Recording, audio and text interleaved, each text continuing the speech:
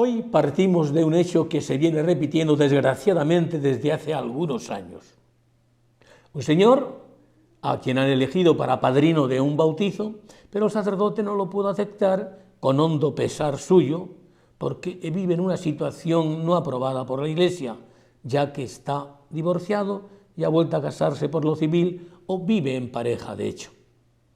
Puede que dicho señor se sienta ofendido y responda que él tiene tanta o más fe que cualquier otro. Ciertamente se trata de una situación que se está repitiendo.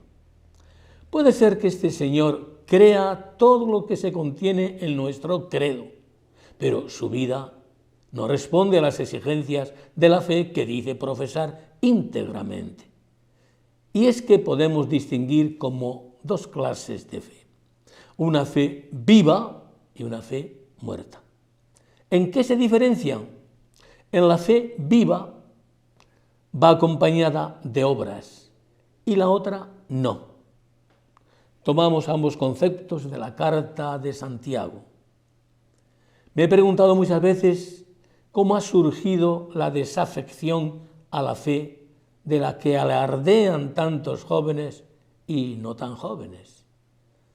Si hace unos años el ser considerado creyente constituía poco menos que un timbre de honor, en la actualidad, para no pocos, alardear de agnósticos o no creyentes resulta ser la identidad más cotizada. Veamos.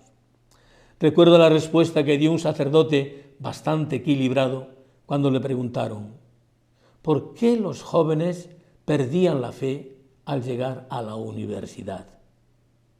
Respuesta: en realidad, los jóvenes no pierden la fe al ingresar en la universidad, porque para perderla hay que tenerla. Y la mayoría de ellos lo más que han tenido es algo parecido a la fe, pero no una fe auténtica. Preguntamos nosotros: ¿cuándo comenzamos a creer? La fe, don de Dios, nos fue infundida en el mismo momento de ser bautizados, lo cual se significa por la vela que enciende el padrino en la ceremonia. Ha comenzado en el niño o niña la luz de la fe, como inmediata consecuencia de la vida nueva que recibimos al bautizarnos. Vida nueva y fe, dos conceptos o dos realidades tan importantes como olvidados. ¿Quiénes valoran la vida nueva, distinta de la vida natural que nos dieron nuestros padres colaborando con Dios? ¿Qué hemos hecho o estamos haciendo para que esa vida crezca, se desarrolle? Pregunta esencial. Los padres tomaron conciencia al bautizar a sus hijos de la gravísima obligación que aceptaban y que les fue formulada por la pregunta que les hiciera el ministro antes del bautismo de sus hijos. ¿Sabéis que os obligáis a educarlo en la fe para que este niño o niña, guardando los mandamientos de Dios, ame al Señor y al prójimo como Cristo nos enseña en el Evangelio? En el bautismo se nos regala la vida de hijos de Dios como en semilla, lo mismo que la fe. Si esa nueva vida, vida de la gracia, vida de Dios en nosotros, si esa fe infundida no se valora haciéndola crecer de tal forma que influya en toda nuestra vida, corre el peligro de irse apagando. ¿Cómo alimentamos o cómo alimentar la vida cristiana? No podemos conformarnos con una fe ni solo de creencias, ni una fe manifestada solo por prácticas piadosas. La vida, cualquier vida, crece por el alimento y por el ejercicio principalmente. El alimento de la vida cristiana lo constituye la reflexión, oración y la recepción de los sacramentos, sobre todo penitencia y Eucaristía. El ejercicio en la vida cristiana se manifiesta por ese esfuerzo que hacemos por hacer crecer las virtudes, luchando sobre todo contra los llamados vicios capitales, reparando los fallos mediante una vida que debe incluir la penitencia, los sacrificios y también, por supuesto, la confesión. Alguien habla de ortodoxia y ortopraxia. Ortodoxia, nuestra fe debe seguir y afianzarse apoyada en la palabra de Dios, catecismo, y el magisterio de la Iglesia. Quien a vosotros oye, a mí me oye. No es ortodoxo creer solo lo que a mí me parece o lo que a mí me conviene y hacer caso omiso a todo lo demás, aunque me apoye en lo que diga el sacerdote tal o el obispo cual. Cualquier creencia debe estar firmemente apoyada por la Iglesia con mayúscula.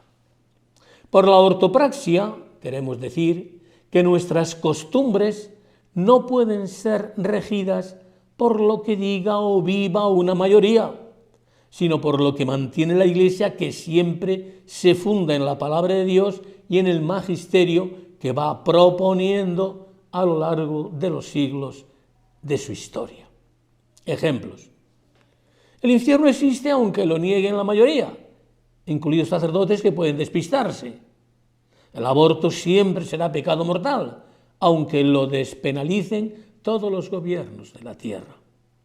Vive de fe quien se deja poseer por Dios, deja las riendas de su vida en las manos de Dios. Deja de fiarse de sí, de sus capacidades, de sus criterios, de sus fuerzas, de su destreza, de su ingenio, para poner todo su valer, todo su saber, toda su confianza en Dios. San Juan de Ávila lo expresó con una frase atrevida, pero totalmente cierta y tranquilizadora. El hombre con Dios, es decir, el hombre de fe, es como Dios. Alguien dijo que quien se fía de sí mismo, pues se fía de un tonto. Se levanta una tempestad, ¿recordáis? Jesús está durmiendo en la barca. Lo despiertan. ¡Sálvanos que perecemos! Hombres de poca fe, increpa el viento y cesa. ¿Por qué teméis? Como diciéndoles, si yo estoy con vosotros, ¿por qué temer? Toda la noche y no pescan nada. Llega Jesús, echada la red a la derecha. Se fían de su palabra, eso es la fe, y la red se llena de peces. Arquímedes llegó a decir, dadme un punto de apoyo y moveré la tierra. Quien vive de fe, poniendo a Cristo como punto de apoyo y como palanca su confianza en Él, a nada ni a nadie deberá temer. Digamos muchas veces, como le dijeron los apóstoles a Jesús, Señor, aumentanos la fe, porque ni siquiera es como un granito de mostaza. Hasta el domingo que viene, si Dios quiere.